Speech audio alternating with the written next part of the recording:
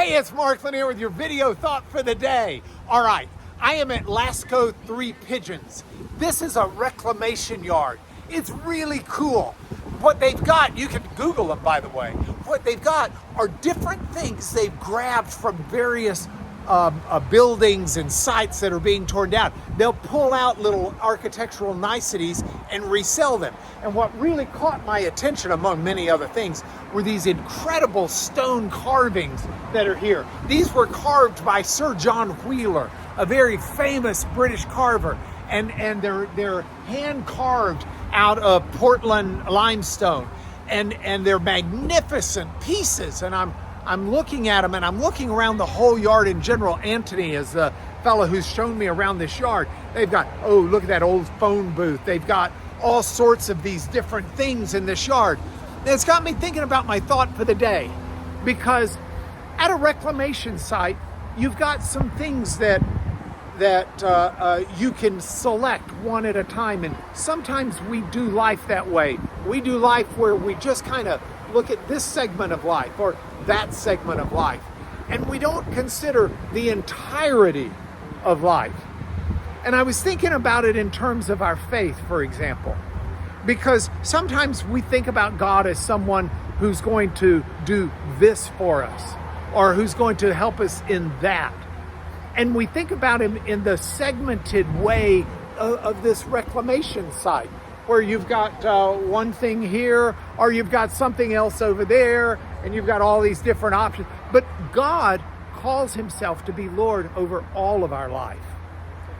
It's not the kind of thing where we get to pick and choose. It's not the kind of thing where God wants to be there simply to save our souls, or God wants to be there simply to give us peace of mind, or God wants to be there simply to fill in the blank. God wants to be in the entirety of our life. God wants to take lordship over all of the things that we do. God wants when you call him your sovereign, your Lord, you're not just giving him bits and pieces. You're giving him the entirety. And that's what makes sense of this life. That's the best thing in the world, because then God's not simply a God who's there to help you when you're in trouble, but he's also a God who's there to give you unconditional love. He's a God who's there to help you in all aspects of your life, because he seeks to rule and to reign in all areas of your life. Not because he wants you under his thumb, but because he wants to make you everything you can be. See, I look at this reclamation yard, and I look at all of these different pieces, and I think, how cool would it be to be able to take all of these, but not as individual pieces, be able to take all of them and put them into a corporate whole and create something that's unified throughout this whole thing, something that makes sense. You know, inside the building, the main building here, I was shown some paneling for some walls. It was just stunning. And Anthony, the man who runs this place, was explaining to me that he pulled it out of a house. Now, this was a house built in the 1600s, or 1700s, but the paneling had been put in there in the 1800s, and it had been, or early 1900s, it had been pulled out of France.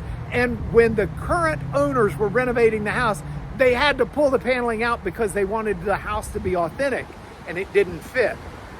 You know, if we just grab God and put him into little segments of our life, there are going to be huge parts of our life that don't fit, that don't make sense, where we need to clean it out and restore it in one coherent theme. So I want to be thinking about this today. How do I put God in the center of everything I do, and not treat him like a reclamation yard where I just take a little bit here and a little bit there and apply it as I see fit? Think about it. It's your video thought for the day.